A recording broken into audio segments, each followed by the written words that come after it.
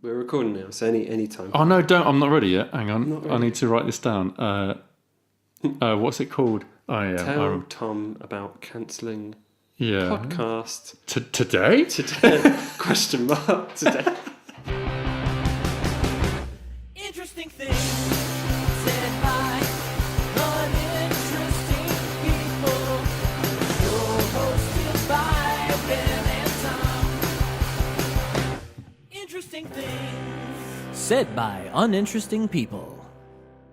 Hello, and welcome back to another episode of Interesting Things Said by Uninteresting People, which is like everyone's got their own podcast now. It seems like, but this one's ours. This one's the best too. Oh, definitely the best. original, the best, the most infrequent podcast. There will definitely be something in it that you find vaguely interesting. Mm-hmm. My name's Ben, and as always, I'm joined by the far more well-travelled half of the podcast, Ooh, Tom.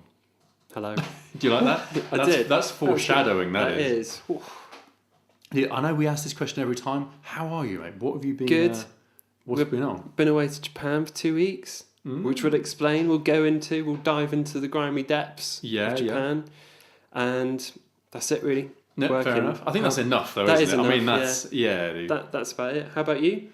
Mate, if you see a few more grey hairs or just stress, if you can see the stress beams coming out of my eyes, it's because we're surrounded by it. The viewers, the listeners aren't.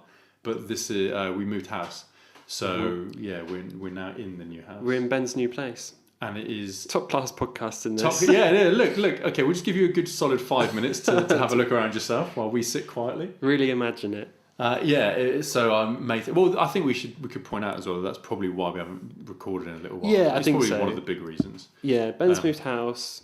It's easy to say everyone's been busy, and that's everyone's excuse, isn't it? It's like, I'm too busy, but things happen. Yeah, man. Very adult things. You start to feel quite a lot more grown up. When you all of a sudden got your bills to pay and all You've the got rest a house. of it. That's the most grown up thing ever. Yeah. Homeowner. When you get a prank, not a prank call. When you get a call now, and are you a homeowner? You're gonna have to say yes. I can't lie. I'm gonna have to tell him. I'm gonna have to tell him the truth. I don't want to lie yes, about it. You know what it is, right? I'll tell you what. I'm not going to harp on about the house, and to be honest, it's much further down the list here, right? just to give you a peek behind the curtain here, podcast listeners.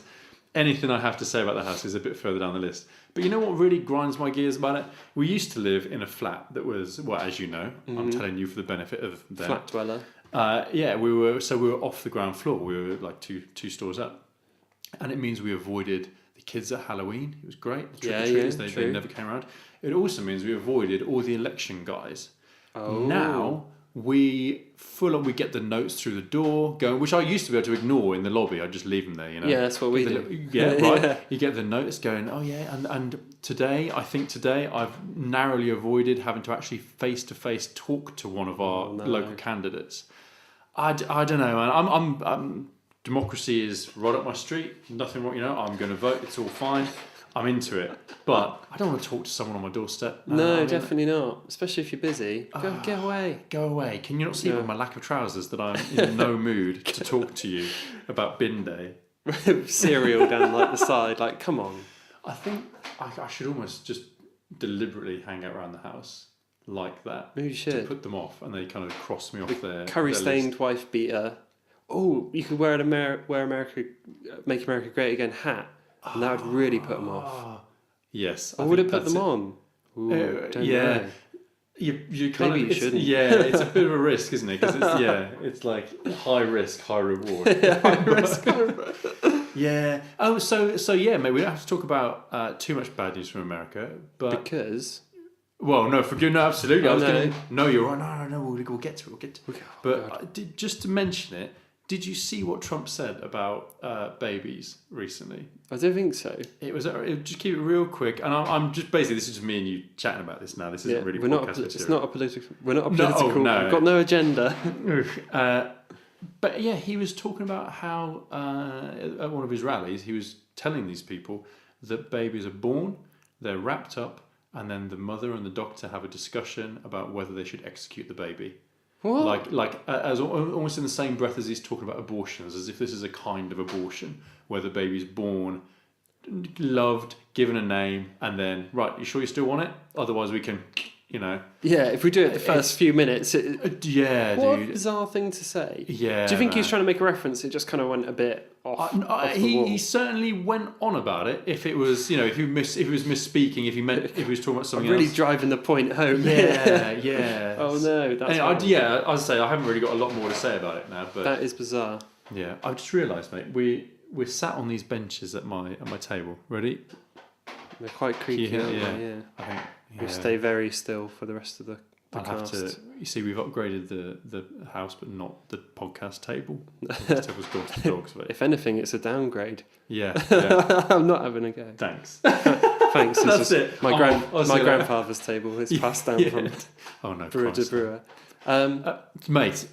Do that transition. Right, we don't have to talk about bad news so much because It's good news. oh, It's back. It's back and it's better than ever. the release. I can't tell you how good I feel just Thank for hearing those words. There's good news, and this is fact check good news because I quickly checked it before I said, before we talked about it. But I'm not sure of the source, so it could be so wrong. Anyway, here's the good news, and it's UK specific. In this Brexit world, let's have some good news. Please do. The UK had a few years ago its first day of no coal energy for all of the UK for the entire day. This is Really? 2017, a couple of years ago. A few weeks ago, the UK had 650 coal-free hours of power, all from renewables. That translates to 27 days. Yeah. Pretty good. That's pretty good, man. And I think, I'm not sure how it's all separated out because they don't use it all at once, but the quip was UK goes 2 days, completely renewable. Yeah. That's amazing. That is really amazing. Because it's been coal-fired since the start. Yeah. Literally. Even if it's only 2 days in a little thing. Yeah. Still good. Still That's better than really no good. days. Absolutely, yeah. So it's only a good thing. Because there's obviously been a lot of talk about climate change and Extinction Rebellion and all those guys. Yeah. And people often kind of say, well, right, in Brexit terms, we're the biggest island in the world, we're super important. But as soon as you start saying we should really sort out climate change, we're only a small island. What about all the big? We're so tiny. What about all the big countries? And it's so... I mean, personally, I believe that, you don't look at it saying, well, what about China? What about America? Let them get their house in order first. Mate, if we can lead the way, not that we're ever going to lead the way with it, but if we can be at the forefront and say, we'll look... set the example. We've done it. When are you going to do it? Yeah, exactly. Yeah. No, it's cool. I read it and I was like, I feel good. Mate, yes, go UK. Yeah. No, man, that's Mate, it's the first cracking. time it's been go UK for ages. It's been so doom and gloom here. Oh, don't. Look, no, come on, we're in good news. Yeah, we're in good this news. is good news. It's not bad news. Everything is fine. Everything is fine in this country. But there you go. 650 hours of renewable energy generated. That's really cool. It's good. So I guess obviously that's not so we didn't turn the coal off for 650. No. I guess it's spread out. The equivalent. Well, that was it. 650 hours, but there were 2 days where they turned off the coal as such. That was the no. They didn't say that. Also, okay. But that was, they actually spent 2 days with coal off the grid or whatever it was. That's really good. But fact check me on that. Please do. I'm sure it's so wrong. Bite Review on Twitter. UK does less than... Come at me, yeah. It does. Oh, I don't know. But yeah, read that. It was cool. Oh, I cool. Nice. That's a good way. That's the end of good news. Now we're back to the tragic stuff. Back to the tragic stuff, yeah. Yeah, so there's babies, eh? Yeah. Dude, I understand that you've been playing a bit of God of War. A little bit. Yeah, I only wanted to mention it very quickly because I'm not sure. I think I talked to you about it on the Stag Do probably, or I mentioned it at some point. But God of War, obviously the reboot as such, it's not really a reboot, it's because it's a continuation of where I left off. It won Game of the Year 2018 and I got through it I don't know, maybe a month ago now probably. Easily one of the best games I've ever played. It's up there, BioShock. Yeah. I might even suggest it's better.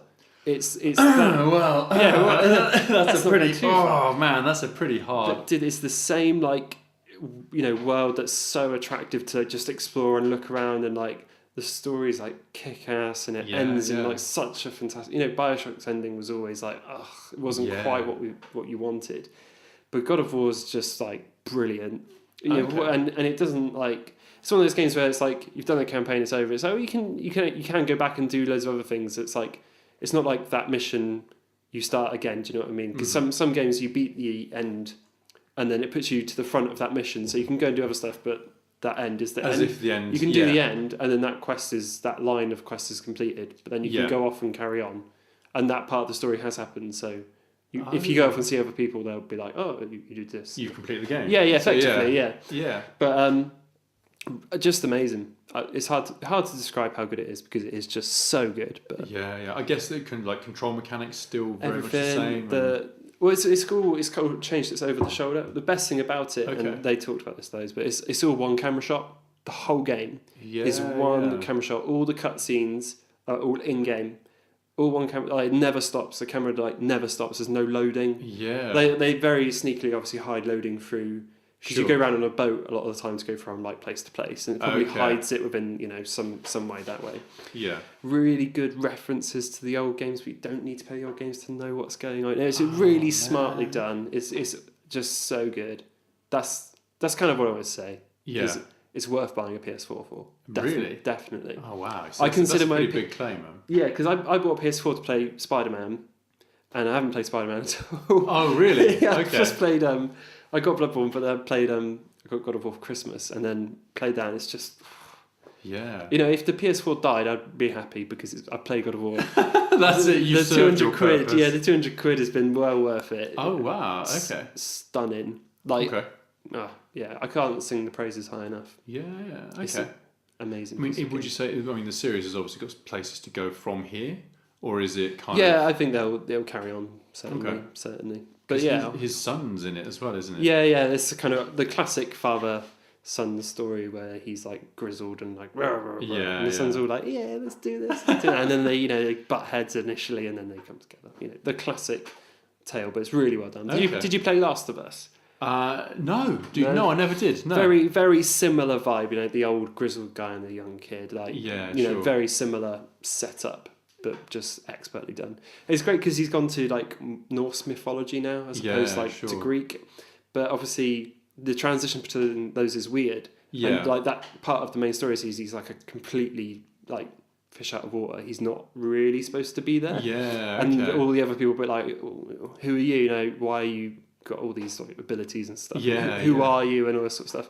That's dealt with really well. That's quite cool. Because obviously transitioning between those things would be hard, especially with things like gods and stuff.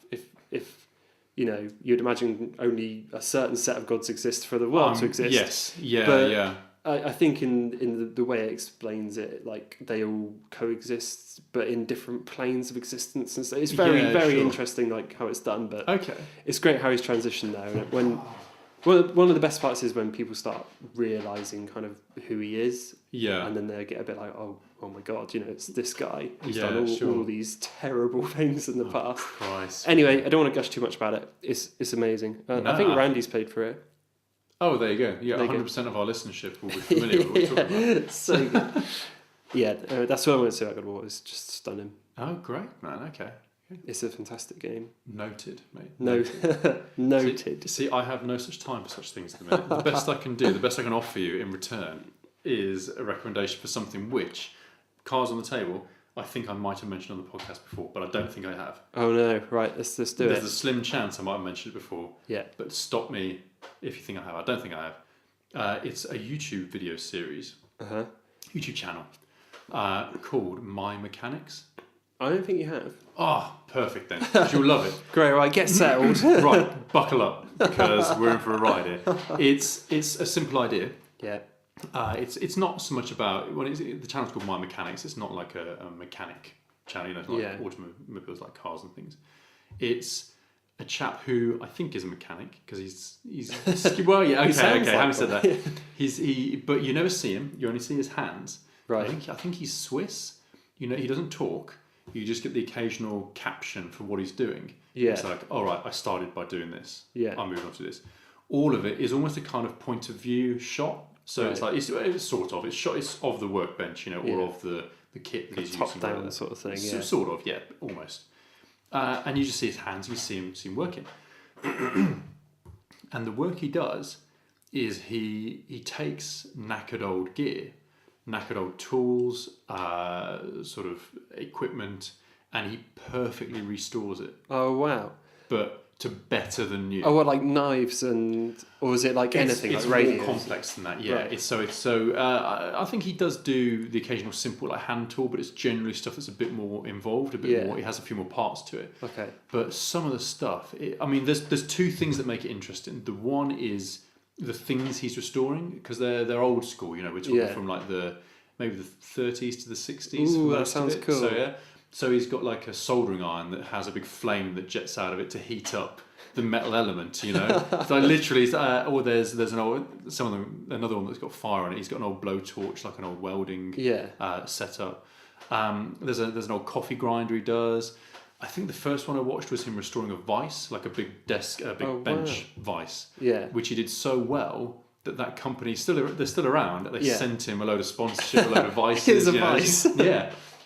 But the other part that makes it so good is just how good he is at this. Oh, really? Every step is like at the point where you or I would go, it's good enough. I brushed it clean. That's fine. Yeah. He's like, that's not quite good enough. So he gets another solvent out. He's like, but it isn't bogged down in, I'm using this chemical because he just says, this is rust remover, so I'm using a bit of this. Yeah. So it's really easy to follow.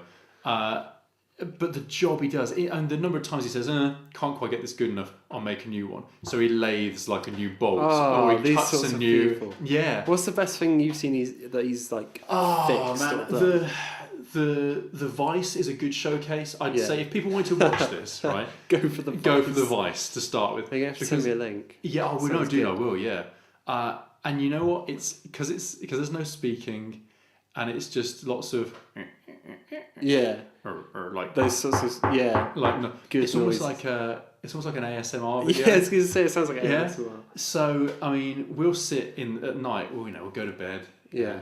Think, do you want to read for a bit? No. Should we watch some telly? Yeah, nothing's on. Stick on a restoration video and do. Does Claire like it? Dude, so and I'm surprised at this as well. She's is it like super therapeutic? Like, that's nice.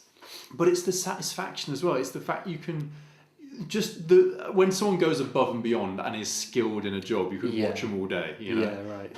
I cannot recommend this enough. People are going to listen to this, like the 1 to 5 people that will listen to Randy's this. going to listen to this. Will listen to me talking about this and go, whatever, sounds crap, sounds boring. Sounds nice. My Mechanics. And I think he's got a relationship with another channel called something like Tai Sci, right? Which you'll see if you watch enough My Mechanics. You'll, which I think might be like a relative or a buddy of his, because they're certainly close enough in Switzerland to hook up every now and again. And it's a very similar style of video. So if you run out of My Mechanics videos to watch, I think it's Tai Sci Restoration. Does he do similar stuff? Some very similar stuff. He's got a different style to it. Yeah. He does right.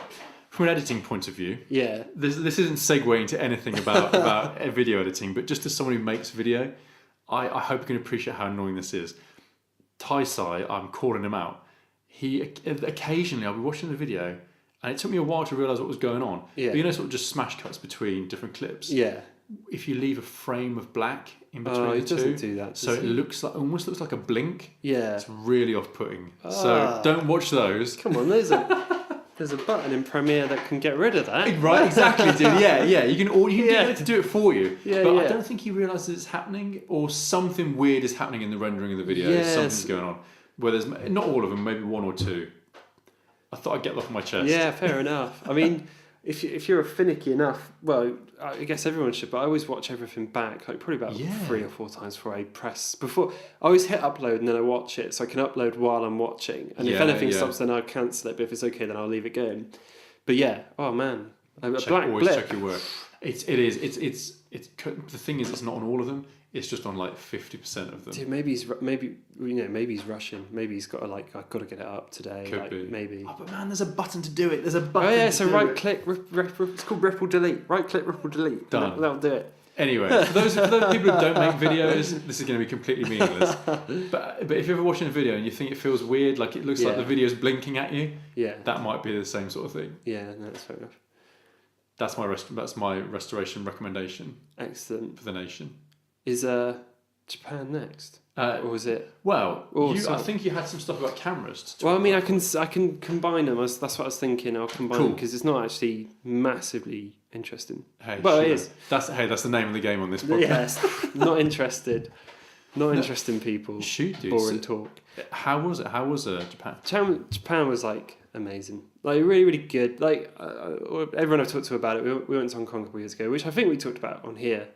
Probably. Yeah. And this time we took the plunge, so to say, and went to Japan, and it was so good. Like everything you kind of think it's gonna be. Yeah, sure. And if you're like interested in that sort of thing, then it is. Then it's everything. It was everything I hoped it would be, and I wouldn't say more. It was everything I hoped it would be. It was exactly what you were expecting it to be, and it was brilliant. I loved it. No, it was everything I expected to be, and more. Like everything about it was just amazing. The main thing, obviously, for me was like it was a video and photography wonderland. Sure, I was like in love with like I'd take my camera out and like every day. When we got back to the room, the hotel room every day, I used to joke to Ken as like, I'm at work now because I'd go through and edit the pictures like very specifically for like the Instagram upload. So I was doing one a day, and I was like, I need to make sure they're the best of that day. And in fairness, Callie was doing this behind the curtain. Yeah, Callie was doing the same. So like we'd get back usually pretty late every day, like maybe 9-10 o'clock after we've eaten and that sort of stuff. And I took my laptop with me, and I've gone on the computer for like maybe 2 hours and just get the pictures that I wanted and all that sort of stuff. I mean, Callie's doing stuff on her phone and all that sort of stuff. Anyway, it's all good. And and it was like that was so good. But dude, the same way in Hong Kong, everything's so different. Like you go for the culture shock, right? And it was a total shock. One of the first things you have to just some few things about it. Cash is king over there.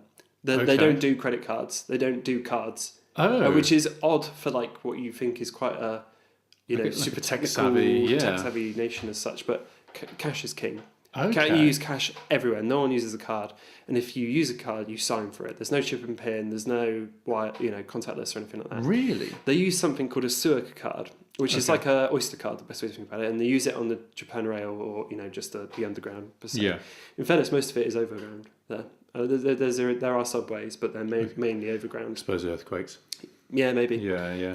But like. So that was interesting, but some of the things which are difficult to get used to, like if you go to London Underground and you go to the train, it's like southbound, eastbound, westbound, and you go on a different platform for like which way you want to go.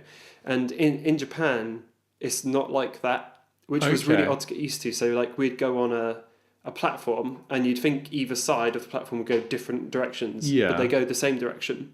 What they have is like a rapid line, which goes faster to the bigger locations, and a local line which stops everywhere. Okay. And you'd have to pick which one you want to go to, because we're obviously going to somewhere different every day. And we had to make sure we're not only on the right platform, but getting on the one that stops where you want it to go. Yeah. Because the rapid ones are way quicker, so you can get to like somewhere in like 10 minutes as opposed to like half an hour because it's not stopping. Wow. Because it just like flies through all the stations. I guess it's good if you work and stuff. Sure. But not knowing that for the first 2 days was hard, because like the trains kept showing up on either side, and Kelly was like, "Which one do we get?" And I was like, "I don't know. Yeah. I don't know which one goes the right way." You could get quite panicky quite quickly. Well, if you're in a foreign country, and it's like the clock's ticking, we need to get on one of these. Dude, and we're so lucky to be English, because all the signs had English on them underneath. All the announcements, Japanese first, then English straight away after. Wow. So. Language barrier was, I would say, harder than Hong Kong. Like, I guess because Britain used to like run Hong Kong or something. It's still very, it's very westernized. It's very like everyone speaks English. Not a problem anywhere around there. But Japan was a lot harder. Most people spoke English, but most people spoke it well enough to just about help you out. Sure. Some people not at all. But still, everyone's super polite over there. Really helped us out. We were in a train station once, looking around, clearly like lost. Yeah. Not lost, but like a bit unsure. The thing is, as well, is that Japan's one of the countries where you could go and people will suspect you're a foreigner. Yeah. You know, you can't really No, go you undercover. stick out there. Yeah, dude. Yeah. I know that's gonna sound mean, but I know what it feels like to be tall now. I really do. I get it. Like, Yeah. When you're on the underground and your head's like kind of touching the top and like can see over everybody, and that was kind of funny. And but yeah, we were stopping at a train station and some guy literally just came up and he just like he stuck Junior a hand and like just helped us out loads. He's like, get this train, this train. Really nice. We didn't have any bloody foreigners or anything like that at all. Sure. Everyone's really nice. Everyone's really polite. Some things I didn't notice, which is funny because like now I think about it, it is obvious. You probably already know this, but a lot of Asian people anyway wear those masks. Yes, sure. And it's not. A lot of people think the misconception. We should say like breathing masks, not face masks. No, like the surgeon masks. Yeah, sort of thing. yeah. And I think the misconception is they wear that because the pollution's so bad, but it's not. It's if they've got an illness. They don't spread it. They keep it in, so they can just cough, and it doesn't go anywhere. That sort of thing. That sounds gross, but that's kind of it's politeness, so they don't spread it. Yeah. The other thing which I didn't notice, and this suddenly realised when they did it, when you go on a train in Japan, it says I don't know if you've seen it in London or anything like that. You see a lot of foreign people put their bags on the front. Right? Yeah. Yeah, they put their backpack on their front, and it looks weird, doesn't it? Yeah. I always thought it's because they didn't want anything nicked. Yeah. Like, that's the obvious thing for me to think. Yeah. But it's not. It's when you're in a crowded place. It's so you don't hit anybody. When it's on your back, as you're turning round. Oh man. So they ask you on the train. You get on the train. It says, please put your bag on your front so you don't bump into anybody, and that's why they do it. It's courtesy. It's so you don't knock into anybody. Man. Or anything What like does it say about us as Brits that never occurred to me? Maybe there's people out there. I never thought about it. Maybe there are people listening to this going, "Oh, you churlish oaf." Yeah. Of course that's what it's for. Yeah. No idea. Never would have thought about that. And the worst part is, like, the first few days, I was just wearing it on my back, like, Yeah, I must whatever. have been like, right, dick. Like, classic Scattering English Japanese twat. people like Skittle. It's like, yeah, dude, it's purely for that. There's little things on the train that say, be courteous, wherever on the front, all this sort of thing. That's why. Now you said it, that makes perfect sense. It does make perfect sense. Anyway, going back to these like Suica cards, they're like Oyster cards, and they're basically you can buy them in a train station. I brought mine home actually, but buy in a train station, just top it up with cash, literally cash for everything, cash. Vending machines everywhere. We'll get to that, but cash everywhere. But most places weirdly will take a Suica card, so you can pay for like vending machines with a Suica card, which is like a wireless card. Yeah. You can pay for stuff in a shop with a Suica card, but there's no contactless for like your normal bank card. They just don't have it. It's really weird. That is really strange. I wonder why that is. I'm not sure. Cash is it is king out there. Cash is king, and that was odd. But apparently, there's a statistic out there that talking of vending machines, that vending machines are like literally everywhere. Sure. And there's one vending machine for every 23 Japanese people. Really? Apparently. What? That's the the statistic. Bloody hell. They were everywhere. Mm-hmm. There was like you would never be more than like I can see one. Yeah. Do you know what I mean? You could always see one. It doesn't matter where you were. Public park, random streetway, train stations are packed with them. Some walkways would just have vending machine after vending machine after vending machine, like 6 or 7 in a row. Yeah. And these aren't like little wimpy vending machines that we've got here in England with the spirals and the things. I know what you mean. Yeah. These are like hench. You put in the money, you press it, it goes, it cracks out the bottom. But the other thing which is weird about vending machines, it's probably really boring for like anyone who's been to Japan. They're like, yeah, we know. You can get hot drinks. They're in a can. They're hot. Is a hot. If you want a coffee and you're at the train station, there's no like Costa or anything like that. Go to a vending machine, bottom left, there will be like it will just say coffee, and it have this red like sticker over it, which I imagine means hot. Okay. Yeah. And then you can buy it, hot coffee in a can. Just pops out. That sounds brilliant. And it's like it's not like warm. It's hot. It's like out. You can't hold it too long on one hand. Hot. Gee, and the cans are really thick. That you can't crush them with your hand like a can of Coke can. They're holding in the heat. Wow. And they're not pricey. They're about 80p. Like they're not. Yeah. That sounds so good. It's weird, but makes complete sense. I get it. One thing that I don't know whether it's just because we were tourists quite clearly or anything like that, but the one thing we did notice is they don't seem to have a handle on, or in terms, we're very plastic, I think, aware in England. We're like, recycle that, don't give me a cup, I don't need a bag, that sort of thing. Yeah. In Japan, you get a bag for absolutely everything, and there's no bins in Tokyo. Because I'm not sure what it was. There's some sort of bomb went off in a bin once, and they got rid of all the bins.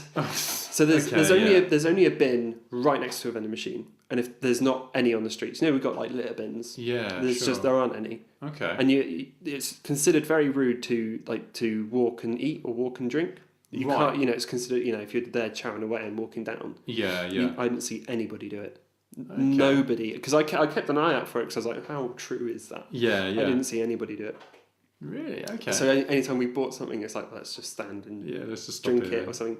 And outside the I'm going off on so many tangents. Outside the 7-Elevens, which are like these convenience stores. Yeah. They would have places for you to stand and eat outside. Actual like little bins, rails with okay. Yeah, just like almost like where you would imagine the trolleys to go. Yeah. You go out there and there's places you just eat. That's where you eat, and then you move on. You don't eat and walk. Wow. Okay. Odd. Yeah. But like no bins anywhere. But yeah, what I was going to say is they don't seem to have an idea about plastic at all. Like I'd buy a packet of crisps in like a convenience store and I'd get a bag for it. Right. Do it's before you can even say no thanks. It's just like bag, there's the bag. You've got it. When we went to Disneyland, I think this is because we're foreigners, in Disneyland, and this was everywhere else as well, and I think it's again because we're foreigners and I think they thought we were buying gifts all the time. Yeah. So if you buy like 5 things in a shop, like we went to Uniqlo and Callie bought quite a lot of things. Yeah. And you would get a bag for the clothes, but they would bag each item individually and then put that in the bag. What? Yeah. Weird. Okay. So we get back to the hotel room, it's like, I've got so many bags. Why have they given me this many bags? The funniest one, which we really laughed at, Callie bought a 3-pack of socks. Like, it was one like thing of socks. So like, but it had 3 pairs of socks hanging from it. So it was just like one item. And so you couldn't gift it to 3 people, you know what I mean? It was one thing. Yeah, sure, yeah. And they gave her 3 bags for each sock, and then a bag to put a bag for the socks and the bags. So she came out with this. She bought one thing and had 4 bags. It was mental, and I was like, what? Why? Just stop. What are you thinking? I want to get a badge in Japanese that says no bag, please. Yeah. Don't give me a bag. But it was funny. You buy like a can of drink bag. It's like, no, I'm going to drink it now. I don't need a bag. Yeah. I'm going to drink it out there. Look on your seat that you've got. The bit that you specified. But things like that, it's just funny. Like or just things you don't even think about, but there is just that's considered normal. Isn't it funny though? Because it's, I mean, with most respect, these aren't the most important things in the world. Yeah. But it's the ones that stand out to you more. Yeah. Because it's just these little different, the things that you think will be the same all over the world. Yeah. And then they're not. Yeah. It makes you feel, I guess, foreign. Alien. Really foreign. Like I've never, all the places I've gone, I never felt like a foreigner. That's a weird thing to say, but out there, I definitely felt like a foreigner. That's good though, man. It was good. It was nice. I didn't want to play into the stereotype that Japan's obsessed with anime, but we went to Akihabara, which is considered like the electric city of Tokyo. Cool, like man, that's where I got the SNES. Did you see that? Yes, I did. Yeah. Good story about that. I'll get to that. I'll try and wrap it up because I don't want to talk on for ages. But and yeah, went to Akihabara, and this was all over Japan, but especially in Akihabara I would say it was an anime obsession. Yeah. Like there's characters everywhere. Everything you can imagine to have a character would.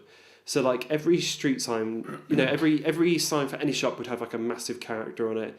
Taxis had characters on it. Trains had characters on it. Street signs had characters on it. Bags. Everything would have some sort of merch and some sort of character attached to it. And it was weird. And one of the most like, I guess, weird but really cool things that we went to the arcades a lot in Japan. Cool. Like not all the time, but like probably about 4 or 5 evenings we went to the arcade because we get back to the hotel at like 9. It's like, well, you can't really in a night. It's not really over, so we just go back out. And the arcades in in Japan are like proper arcades. Like in the UK here we get like Time Crisis 2 maybe. If you're lucky, If you're lucky, if there's a machine with a little gun you can play with, lucky. You stay there as long as your parents let you. And mate. the things in the grabbers here, the 30p grabbers, and you get a mouldy toy if you're lucky here in the UK.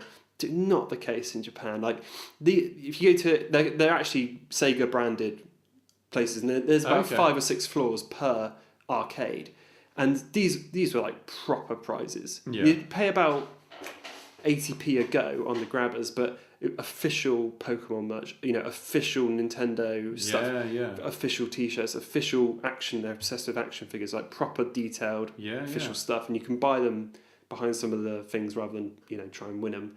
And they're the equivalent of like 80 quid. They're proper prizes. Yeah. But you pay for it. But this is Mario Kart arcade properly. Big, massive speakers, the seat, the steering wheel, all the levels you could possibly want. But another thing I noticed is all these arcades have like a membership kind of thing. Oh, so cool, in a similar way to these Suica cards, you could buy a card which would record your progress and stuff, but you could also select a character. Again, it's a character thing. Obsessed with a character, and you could act. From what I could discern, it's obviously all in Japanese, so it's kind of hard. But what I could discern is you would scan your card on the phone and say, "Hey, welcome back, Ben," or whatever. Pick your character you want to play as today. So you pick one, and each character in every different game would have an ability. So when you're playing the arcade game and they play a lot of like the rhythm ones, and you wanted to slow it down, for a particular hard bit, you could activate your character's power, and then it was everything slows down, and then they do that hard bit, and then it goes away, and obviously you have to level them back up to get that power again, sort of stuff. Really cool, and some of the games are so much more advanced than here. Yeah, I saw some amazing stuff. Sorry, mate. So basically, so this character, like the character selection, that's like independent of. So that's overarching over all the other games in the arcade, or like a bunch of them. Yeah, I think it's all the supported one. Everyone that's got a card scanner. So they're all like in the same family. Like that's really cool. They're all like totally. Yeah, but you're right. Yeah. I guess they're all probably run by a similar company or similar. Well, they're all compatible. Yeah, all compatible. Yeah. That's really cool, man. It's like a Mii, like a like a Nintendo Mii. And I get it. That's where Nintendo get it from. When we think that's a bit odd, must be so normal out there. Yeah. But like some of the games I saw were like unbelievable. Like I was like trying to record some of my story, but like some of people are going really fast. One of the games that I played was like a rhythm one, and it's just like a touchpad. Okay. And it's like really long. Like imagine like a classic keyboard, but just had loads of colours on it and it was all touch based. And not only was it touch based, you had to tap to the rhythm, but it would ask you to put your hands up. And on the side of the games console was like a sensor, and it would sense how high your hands are. So you would have to do certain parts, and the music would like and you'd have to go like that with your hands, like bring your hands up. Yeah. But you'd have to bring it up to a very specific level. And then once you've done it would ask you to like flick them up or flick them back down. Oh man! So you see the people going for it in Japan, like absolutely smashing it and like doing all sorts of stuff with their hands, but it's like going excellent on the screen. It's like, oh my god, it's all kicking off. Yeah. And the dance, Dance Revolution has got the arrows. Yeah. They've advanced out there. There's no arrows anymore. It's just a pad. Right. And the pad would light up in certain places. And it would ask right foot, left foot, depending. And you would jump. We saw some people going mental for it. Yeah. You jump all over the pad. It identifies where your feet are. So every time your foot lands, it's like a big ripple around it in loads of different colours. Oh, it's so cool. I've got to stop hanging up. So Luigi's Mansion. Yes. Yeah. There was an arcade version of that where you had the Hoovers. What? Do you know what I mean? Dude, you had this the is insane. Hoovers. Amazing. Just go on holiday there, mate. I know. Just straight to the arcade, off the train, in you go. So cool. And like we saw, one of the most crazy things I saw, which almost for me was like directly out of like an anime or something, is like card games, but one person sitting down at a big long machine, and you'd put your cards down, and the cards would come up on the screen, like zoop. So there's like football ones where people put down their football players and they'd all appear on the screen and you play against the computer, and then there's obviously the card ones and all that sort of stuff, like, amazing. That's insane, man. That's really cool. You could tell that there's that, I think in Japan there's that salaryman thing where they they either get drunk or stuff. But pretty much everyone in those places were just in suits. Yeah, they really, yeah. must have finished work and they go to the arcade for the rest of the evening. Yeah. And then they go home after. Or something like that. Wow. But yeah, I stopped gushing about the arcades, but they were amazing. And it wasn't like a grind. There was people going around cleaning the controls like constantly, making sure it's tipped up. There was fans if you're playing the dancing games, it was all looked after. It was spick and span. So how big a place is this? I mean, are we talking like how many machines would you reckon? Floors and floors and floors. Really? So the first floor is like the main one we went to was like a Sega one in Kabukicho, and the first floor was just like the grabbers, which must just get the attention of everyone. You can win loads of things and it's for everybody. Second floor is like arcade, so like Mario Kart, all these rhythm games we talked about. Third floor is like VR, so all the new VR stuff, all that sort of thing. And then the fourth floor would be like more kind of gambling ones. Okay, like sure. Ones. I think in Japan it's like illegal to gamble, but they have this thing called pachinko or something. Pachinko, yes. Pachinko, yeah. I'm familiar, yeah. Dude, unbelievably loud. Yeah. Because each little ball is worth like 1 yen. Okay. And then you can, I'm not sure how it works, but the noise, my God, because it's all those balls going at once and you can barely hear yourself. It's just like, oh my God, it's so loud. And like the fifth floor would just be more and more stuff. I think one of the floors is like fighting game floor, so it's just Street Fighter, nothing but, and like Tekken, but they would have like, like the weird crossovers. Yeah, so they'd have like Capcom versus Marvel versus DC, and then plus this, and it's like just like all the animes you can imagine. No way. Crazy. And dude, it caters really well for like, you'd think it would be like just guys in there. It's not. It's like we saw just as many women playing on. There was like massive consoles which were just pink. Sure. Like the magical girl kind of thing. Like I know Sailor Moon-y kind of stuff, okay, like that sort of stuff. Loads of that too. Okay. Yeah. So sort of right across the spectrum then, I guess, right? Yeah. For all those things we did, like going to the arcades and that sort of stuff, we did just as much like seeing shrines and going to all these nice wooded places as well, which were awesome. But it's just like less to say. We saw cherry blossoms as well, which was nice. Obviously awesome. We're lucky as well. Went there at the right time for that in the spring. So it sounds like you probably would recommend it, but oh man, I guess you would. Highly. I think most people would have a good time there. Sure. I don't see how you couldn't, because there's something, as far as I can tell, there's something pretty much for everyone. Yeah. I think if you like your normal holiday is going to all inclusive sort of thing, it's not that sort of holiday. I came back and I was tired, and I was like, I want to go home and go to bed. I mean, would you go back again to Japan and do other stuff, do different stuff? Definitely. This is the first time I've been on holiday, and I was saying to Callie on the last day, I could stay here for another week now, and I'll be totally cool with that. Because sometimes in a holiday it's like I'm ready. Yeah, I'm ready. Sure. I'm ready. We've done what we wanted to do. I want to get home and get myself sorted. I was like, I could easily spend another week. Yeah. Because there was so much stuff we cancelled because we couldn't do it. We were going to go to Kyoto on the bullet train. Couldn't do that. Sure. It was not particularly cheap either. Okay. Like just being there, it's like London prices. If you know very similar. Kind of vibe and stuff. Capital city prices. I suppose, isn't it? To round it off, I'll say one last thing. Yeah. Sure. When I bought this SNES.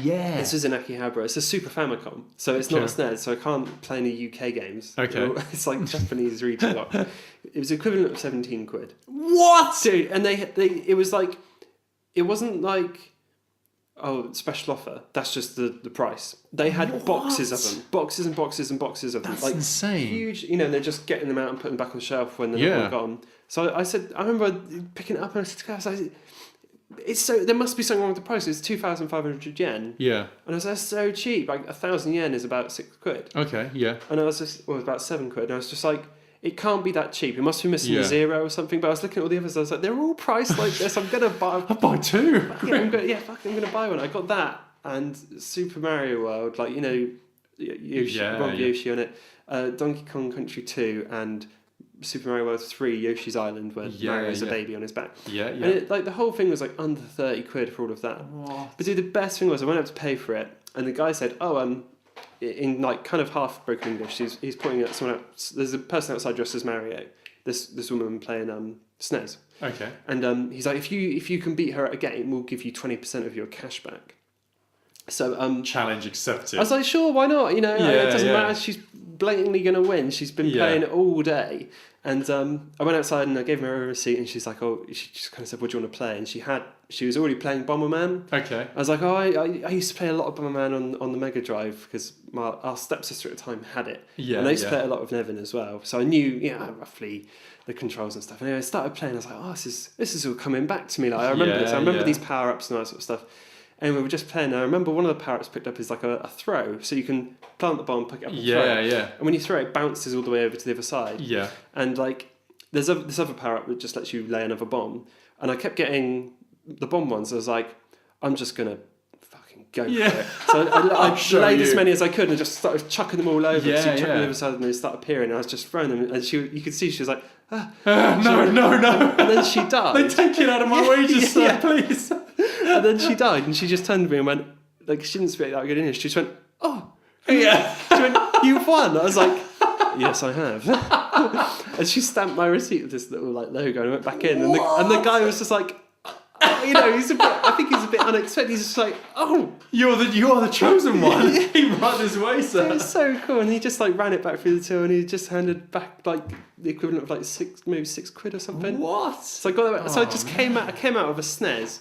I'd got the glory of winning. Yeah. And I got these like 3 games for it. I was so happy. What a day, man. What a day. So that sounds great. that's a good way to finish. It was an amazing trip. I brought back the ultimate like souvenir of a SNES, which I've been playing, and it works fine. There's no problems at all. Dude. And Super Mario World is a good game. Yeah, it's great. Solid game. Yeah.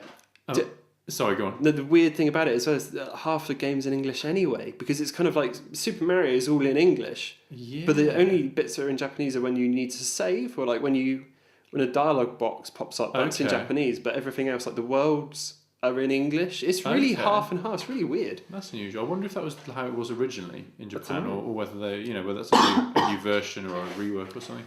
But proper cool. That was one of my best days. Yeah, I was so ecstatic. The thing, I wonder why, because obviously they've got the mini SNES and things released in this country. I wonder whether that's like you said they had boxes and boxes of them, whether it's a re-release or whether they've just kept selling them. Maybe it's just surplus. Maybe they just had like so many. It was like everyone's had one, do you know? Because Nintendo, I guess Japan. I don't know. It was weird to see that many. Oh, cool. They were selling things like N64s and GameCubes as well, and they were pretty well priced. Yeah. You know, I think the N64 was about £35 or something. Okay. And a GameCube was like the equivalent of £25. Well, this is probably maybe a bigger topic for another time, but isn't it weird that no one? Well, I don't know. Very few people buy an N64 out of nostalgia. Yeah. But a SNES, any day of the week. Yeah.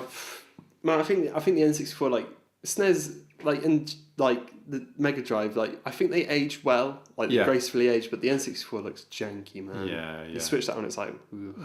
Well, it was a pioneer of its time, wasn't it? Well, it was. I suppose I'm half joking, but I guess the SNES and that generation of consoles kind of perfected that stage. Definitely. And then the N64 was the first 3D. Yeah, that was. I know there were 3D games before that, but the first proper 3D console. Yeah, it's like wow. It's like now we've broken new ground there, but looking back, not adapting the disc was the mistake. That's why the PS1 was just like destroyed, didn't it? Yeah. Anyway, dude, it was great. Like I said, I recommend it to anyone. The flight is long. Sure. One last thing. No, mate, you go. Last thing. We were getting on the plane at Heathrow, and I was looking at my phone. We used Expedia, and I was just looking at where we landed, because you land in South Korea first and then fly to Japan. Oh, okay. So there's a stopover, 4 hours. Fine. Didn't really think about it.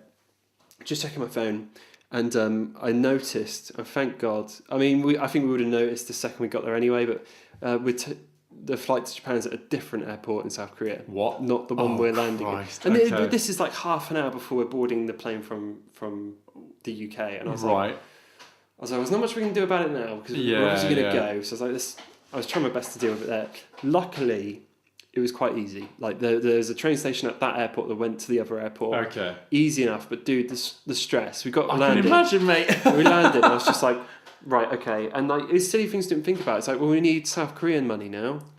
Yeah. So I had to change my yen to South Korean won, and then pay for the train ticket, and then we got a similar kind of card thing, and then we returned the card, and then because we were landing in South Korea, we had to fill out all the South Korean immigration stuff because we're going through Korea. Yeah. It's not. They're about 30 miles apart. Yeah. Okay. So we're in South Korea, traveling. Yeah. to South Korea. So it's not like you're not connecting flight. You're just. Yeah. I'm with you. Luckily, it must happen a lot because there was lots of guidance. It was like, go this way if you're going to Gimpo Airport, as opposed to like Incheon, I think it was called. Okay. So it was easy enough, but oh man. Be aware. Travel safe. Just Japan. Just check the bloody airports before you go. That was an unneeded stress on the first day. Well, dude, it makes the trip better if you have a little bit of excitement. Yeah, I wouldn't call it excitement. But anyway, I'll shut up. We nearly now. killed someone. Yeah, I'll shut up now. Oh man, dude, it sounds like you had a wicked time. It was great. It was so good. We'll definitely go again. We'll probably wait for the Olympics to be over because that's in Tokyo. Yes. 2020, isn't it? Yeah, no, fair enough. So you wouldn't fancy going? I suppose it'd be. No, I'm not massive on that sort of thing. So what? Oh man, dude! Well, when the Olympics rolls around, man, we're gonna have constant coverage. Really, me and you. coverage. Did you see the Olympics? Yes, right. No, the swimming did this. But yeah, dude, amazing. What a holiday. Hey, great. Sounds good. Go back in a heartbeat. I mean, we could wrap up with because as I've been thinking about this. It's a massive event to talk about. Yeah. But I don't know how much more we can add to our own personal coverage of this. Yeah. Now, of course, what we're talking about is the major movie event of recently, the Sonic the Hedgehog trailer. The Sonic the Hedgehog trailer. What a lot of balls. I don't like the look of it. That's my... We've spoken about this so much at work, but like what... Who okayed it? Like who sat down at Sega and went... This is what we've got, and who at Sega was like, yes. But dude, this is what started getting me thinking. Is like, if it looked okay, say it looked how you had expected it to look, and maybe the storyline was great, and Sonic is just Sonic, would we be talking about it? Because it's such a weird kind of. It's like a nightmare. It's like a horrible kid has drawn it. Alternate reality Sonic, where it's not quite right, and you can't really figure out why. It's like knockoff Sonic. Yeah, bargain Sonic. Low budget Sonic, isn't it? And it's like maybe they're smart enough to know that if they do it horribly wrong, lots of people will talk about it and see it, and it will make tons more money than doing it right. That's a weird play, though, isn't it? It's a weird play, but. They've been dragging Sonic through the dirt for years. Like his games haven't been good in years, apart from Sonic Mania. It's been a rough ride for Sonic. Yeah. So I don't know, man. Why has he got human teeth? Why has he got the legs that go up to here? You know. Why is he furry? Hedgehogs aren't furry; they're spiny. Yeah. I don't get that. If they'd have made it so he was sleek. Even just like a rubbery looking skin in the shape of his spines, like the video game character. What like in Sonic's one of his design features, I guess, is his eyes are one as such. He has one larger eye, but it's obviously kind of two. But it's kind of like, why did they feel the need? He's fake as anything anyway. Why feel the need to give him two very separate eyes? Yeah. Make a throwaway gag about it in the film. If you give him one eye. And then have a line where you make light of it. Like, all right, Cyclops, and then move on. Yeah. I don't know what is going on there. Yeah. And the worst part is some bits of it look like they could be okay. This is me and Sam was talking about this. Is like the humour's probably kind of where it needs to be. It is for kids. This isn't an adult film. Mate, you're in my head. I was about to say this isn't for us. It's not for us. It is not for us. This is for like under 12s. Probably. 6 to maybe 13 year olds. It's not for us. And they don't know who Sonic is anyway. No. Exactly. Do you know what I mean? He's that guy who Mario races against occasionally. Yeah, he's in the Winter Olympics of Mario, isn't he? Yeah. So I don't know. I think we are only seeing the negative stuff because everyone we follow and talk to have fond memories of him looking what we perceive as normal. Like the actual character, I suppose. Yeah. But I guess for a lot of kids, that's the first, or that's Sonic, which is sad. What do you think of Sonic the Hedgehog, kids? Yeah. Why is it like a man in a suit? Oh, don't! It looks like a child wearing a jumpsuit. It's so off-putting. It's unnerving. That's what it is. It's unnerving. It's Yeah. not. There's something not right about it. It's a bit like Lazy Town. Yeah, where things A aren't little quite bit, right. where it just doesn't look quite right. Yeah. Oh man, I don't know where. Again, I don't know who, because it wouldn't have just been one guy confirming it. It would have been like a committee. They've sat on a table and patted each other on the back and gone, "This looks This is it, great. boys." Oh, what a film!" Yeah, I just don't get it. Like, it's just bonkers. Well, mate, there was. I mean, to lighten the palate, there was. I suppose there's other cinema news for the There's week. that other little film, wasn't there? That little indie film. Yeah, that. I stand by what I said. We want to talk a bit about Avengers Endgame. Yeah. Because it's a big event, a big Sure. cinema event.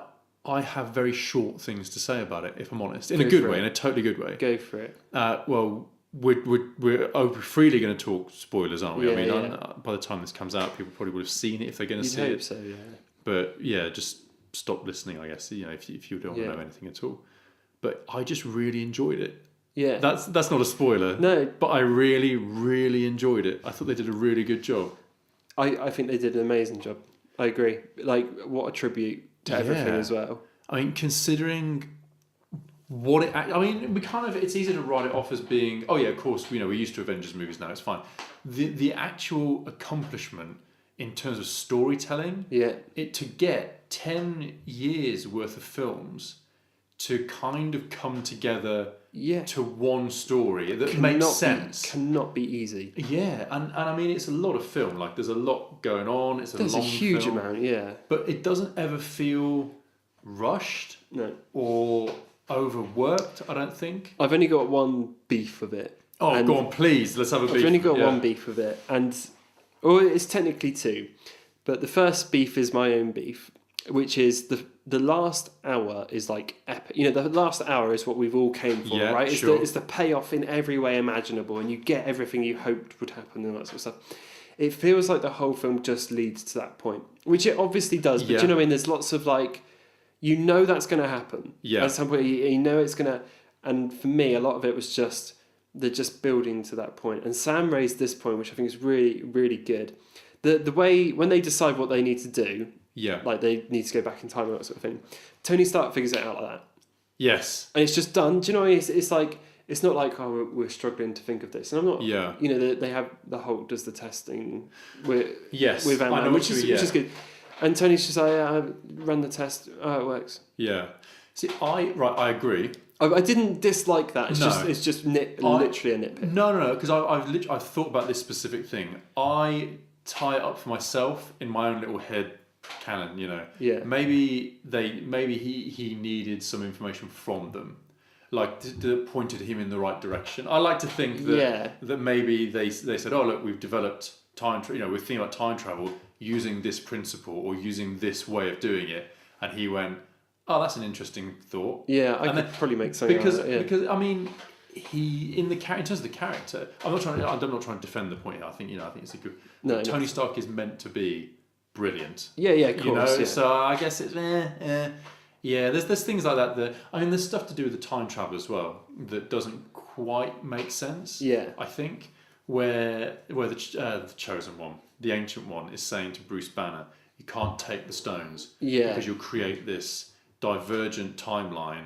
where we don't have the stone. Yeah, and then they fix that by saying, oh, we'll bring the stones back. Yeah. But then at the end, with what happens with Captain America, that kind of sort of doesn't fit the logic. Have you read there's a Q&A with the Russo brothers on Reddit? Is there? Yeah, it's really good because they bring up, obviously, Captain America goes back, doesn't he? He lives his life. Yeah, he goes back in time, but then doesn't come back. Yeah. He lives back, yeah. So basically, well, he does and he doesn't. This is the interesting point. Oh, okay. So he goes back and gives the stone back or whatever, but he doesn't. He lives in that reality, but that's actually a different one. The one he goes back to is different from the one they're in. So when he jumps back as an old man, so he actually has to jump back. He jumps back. Yeah, he hasn't. That makes sense. He hasn't just lived and then come back to that point. Yeah, he's jumped back, which also opens it up for more films of maybe Cap. Yes, yeah. But also, because lots of people are saying, well, why didn't he go and save Bucky if he knew all about him? Yeah, he might have done. It's an alternate in that dimension. And I suppose then you kind of tie it up in a bow of all the butterfly effect. Like, well, what if you did save Bucky? Because then Bucky wouldn't have killed Tony Stark's parents. Yeah. You wouldn't have Iron Man. Yeah. So you wouldn't have that, and so, but then you don't have to worry about that because that all happened over there. Yeah. In that time. In reality, where none of it mattered. Yeah. Do you know? So yeah. Apparently, that's how they worded that. Oh, okay, and I suppose Marvel's got form as well with like the multiverse, parallel universes and what have you. That fits. That makes sense. Yeah. I mean, whenever like time travel comes into it, there's holes are made, but it's also time travel is also the worst plot device, but also the best because you can just say time travel or alternate dimension. They can just almost say anything to make it fit. It's like if there's an infinite reality, there's obviously going to be one where everything works out. Yeah. And he just went to that But one. it also opens up the idea that you could, for example, go to a different reality and get a new Black Widow. Or go and get a Tony Stark that isn't dead. This is it. This is the thing. Yeah. Yeah. I think, it's... You have to have faith in the storyteller, I think, on that one. I think Cap's end was really nice. Oh, really? Yeah. Because I was convinced, I was like, he's going to pop it and he'll be really heroic and, save the world, but die. But what happened and he didn't, I thought that was probably what he would have wanted. Because he's always been in the future. He's never really wanted to be, I guess. His world is the 1940s. Yeah, or whatever. So that was good. I think, dude, they handled every character really well. Yeah. I mean, the way Tony Stark went out, a bit of redemption. Because the fact that he had the family as well. Yeah. So he was set. There's that kind of selfish side of him. He was set. He was good. He says that, doesn't he? He's like, I don't need it. I've got everything. So to come back and make the sacrifice and to say, oh man, dude, I could talk in snippets about this all day, to be honest. Yeah, it's mad. But it always just comes back to it's just good. It's good filmmaking, good storytelling. It's a perfect way to bring everything back up, and it's funny as well. Yeah, they don't lose any. It's the most serious film they've made. Well, yeah. But it's still funny. Like I laughed out loud at the taco scene when it just kind of blows away. I think they handled the character development of Thor really well. Yeah, I liked it too. Where they kind of managed to, because obviously after Thor 3, the character changed completely. Yeah, he's way more silly and a bit more like... I think they handled that well. Yeah. Delicately, because it didn't feel, to me, it didn't feel like he was in the wrong movie. No, not at all. It all came together. Dude, this felt to me the most like a comic book movie. Yeah. Where there is... Where they've got the scene where Hulk's pissed because he has to walk down the stairs. Yeah. And it's got that kind of, those moments of levity in it feel much more like what you get in a graphic novel. Yeah. Where there's a bit of humour in so-and-so, having to do this or whatever. It's stupid, little side quips and stuff. I really liked Hawkeye. I thought he was great in that film. I really liked it. Or Ronin or whatever he's called in that one. Yeah, that was great. I enjoyed Professor Hulk. Yeah. That was really unexpected and cool and weird. Awesome. Man. I mean, there's so many little... I did think Thor was going to get back in shape. And I thought... So did I. I thought the joke was going to be like, well, I'm a god. So I can do it in 5 minutes. When I get the hammer back. Bang! Yeah. Now I'm good, Yeah, but he stayed... Brave though, man. That's a good... Because it worked as well. It didn't look silly by the end. You're like, that's... Cool, yeah. And where he ended up with the Guardians... Perfect. It's going to be brilliant. He fits into that roster. Yeah. Perfect. Well, dude, there is... I only found this out after watching the movie. There is a book, As Guardians of the Galaxy. Yeah. Where it's taken up by, lots of the Asgardians. That's mad. Dude, my favourite bit, and I guess it's probably a lot of people's favourite bits, is when Cap picks up the hammer. Finally. Finally. After that little scene in Age of Ultron, where it's like that... And Thor's like, I knew it! Yeah! I knew it's the fact he's so happy for him as well, Yeah, he's not sad, he's like... get on, mate, go on. Dude, sorry, man. No, you have the little one. I'm the big one. No. But it's so good because, like... I said to Callie before we said it, I said I really hope that happens because there's all this foreshadowing of it in the comics. He does lift it quite a few times in moments of extreme need, and I said it's kind of when it happened. When the hammer lifted up, I just I went here you go. on her leg. Yeah. And then it was epic because he's so good at it straight away. And the good thing is, I guess he does kick ass with it, but only for very, maybe about 10 seconds, and then it's brief smacked and good. back down. Yeah. Yeah. But when he throws the shield and then he throws the hammer, and it clangs and it kind of does the ears. So cool. It is so. Dude, you're right. That whole sequence. I remember thinking it feels intense. Yeah. Like it's very like you say, it's very loud. You can feel you get the sense he's hitting him. Yeah. Like he's going to town on him. He, finally keeps rebounding the shield of the hammer. Yeah, just relentless. like, oh my god, yeah.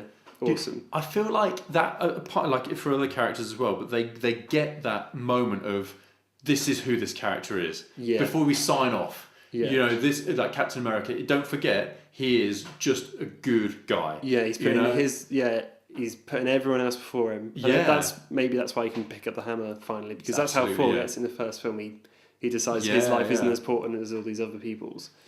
Now, so I'm picking tiny little moments here, but just so much, dude. When he's fighting himself, and old Captain America's going, "Oh, I can do this all day." He's like, "Yeah, I know." Yeah, shut up. Yeah. Dude, the delivery on some of those lines is spot on. Spot on. The America's ass bit was just floored me. That's funny, like because that message is like, no, that's America's ass. Oh mate, I really could watch it again. Yeah, for a long film, and it pays off. For me, it feels like that is the first 10 years. It's the Infinity it's done Saga, and dusted, isn't it? It feels rounded out. It feels done. That's that's the end of that arc for most of those characters. I wanted to ask you a question actually, because I don't know how I feel about this. Do you think, say in the next generation, say if we have some kids, so we have some kids, and then in 10 years' time, you go, right, not that I'd wait 10 years to show a kid the Marvel stuff, but for the sake of argument, and you go, right, you need to watch all of these films. Mm-hmm. And like a good parent, conscientious Marvel fan parent, you're going to watch them in order. Yeah. You watch them in the order they came out. Yeah. So that you get the same storytelling, whatever. Yeah. Do you think Endgame would have as much impact if you didn't have the actual time between the films? Because for stuff like do you mean like binging kind of thing? Yeah, so say if you just binge them, not necessarily back to back, but one a week. I don't think it will, because we had to wait a year to find out what's going to happen. And well, not even that, but like between Infinity War and Endgame, sure, but like the after credits scene where Thor's hammer was in the desert. And then all of a sudden you've got Tony Stark talking about Samuel L. Jackson obviously in Iron Man 1 talking about Avengers, but when it's in the last Hulk movie, wasn't it, where Iron Man shows up at the end? Yeah, he does. And goes, "You're going to need a bigger suit. You're going to need stuff like that then doesn't get paid off. Captain America shifting the hammer slightly. Yeah. That doesn't then get paid off for another few years. Yeah, exactly. I just wonder whether that patience, and that kind of... I don't think it will. And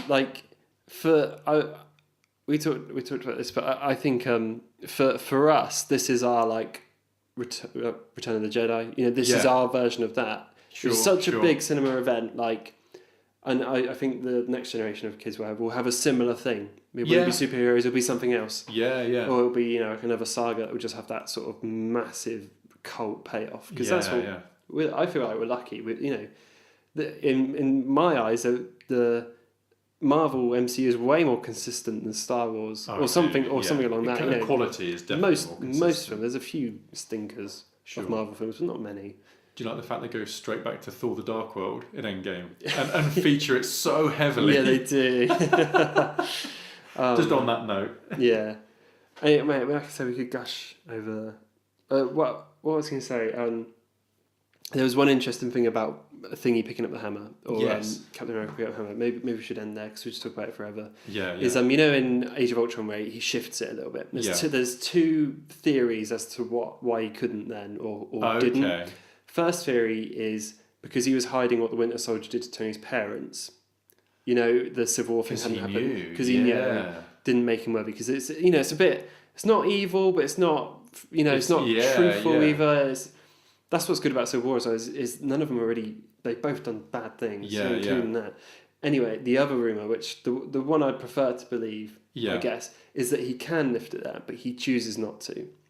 Because he knows it would embarrass Thor. Yeah. But Oh man, yeah, I do like that idea. Yeah. he obviously shifts it, but then I guess they couldn't then because Vision picks it up. That's the main shock, isn't it? Yeah. Like Vision hands him it, and it's like, Yeah, I still don't like that. If I'm honest, I still don't like that because dude, Vision was ignored completely in this film. He wasn't even mentioned. Yeah, dude. I was really surprised Dead and at gone. that because Scarlet Witch comes back, and you think she'd have something to say. But yeah, you'd at least make, but dude, they're making a TV series called WandaVision, where it's the two of them. Yeah, fine, but why? Yeah, I mean, less said about that, the better.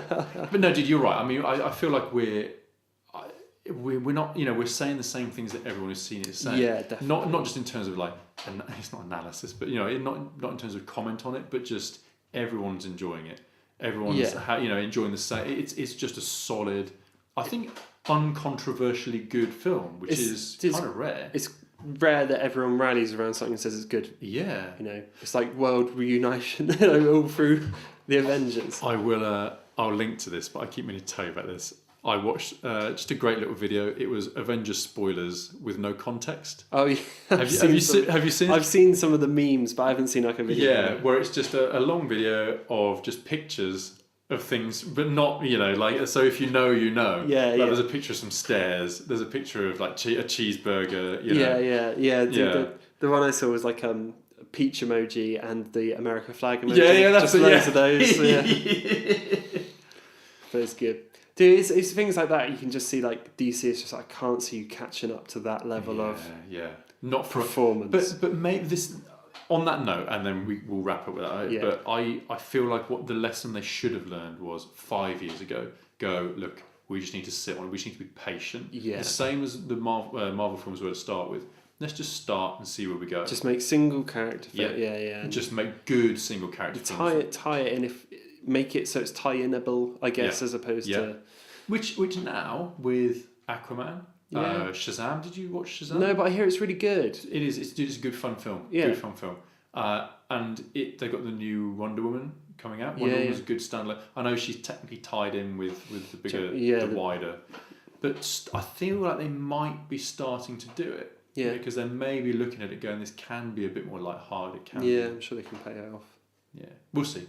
Let's finish there. Yeah, dude. Well, what do we say? I thank you for listening. If you've come this far, if you've come this far, then sure, like, share, subscribe. Maybe if you feel like it. We're not going to twist your arm. We're not going to pest you. No. Thanks as always to Tony Thaxton for our theme music, and thanks to Tom for putting it in. That's okay. If people want to My pleasure. Yeah, it's my pleasure. If people want to find you online, where can they find you? Where do you hang out? At the Bite Review.